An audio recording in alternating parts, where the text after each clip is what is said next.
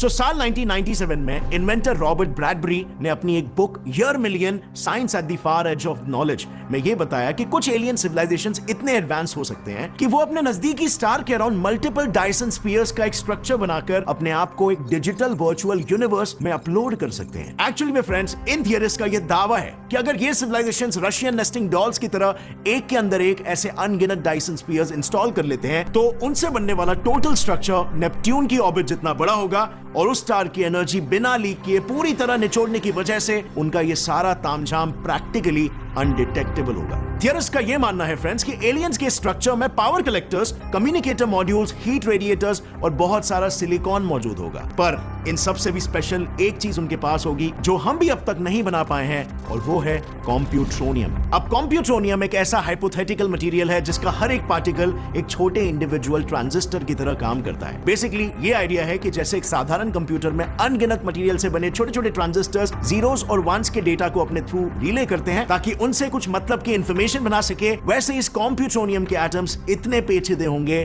कि वो बिना किसी अन्य मटेरियल के खुद ही इंडिविजुअल माइक्रोस्कोपिक ट्रांजिस्टर्स की तरह काम करेंगे और नतीजा उनका पूरा मैट्रियोश्का ब्रेन सिस्टम और वो डायसन स्फीयर्स का स्ट्रक्चर ये एक सोलर सिस्टम के साइज का सुपर कंप्यूटर की तरह वर्क करेगा। इसका मतलब समझ रहे हो? अगर ऐसा कोई सिस्टम या स्ट्रक्चर ऑलरेडी किसी एलियन सिविलाइजेशन ने बना लिया तो वो उसमें एक वर्चुअल यूनिवर्स बनाकर फिर अपने आप को जीरोस और वंस के रूप में उस सिस्टम में अपलोड करके हमेशा हमेशा के लिए अमर हो सकते हैं हमारे भगवानों की तरह। क्योंकि वैसे भी मरता सिर्फ शरीर है, इंटेलिजेंस नहीं और डेटा नहीं। अब आई नो ये कॉन्सेप्ट बहुत ही ज्यादा फार फेच लगता है एंड मे बी आप ये बोलो कि इससे हमें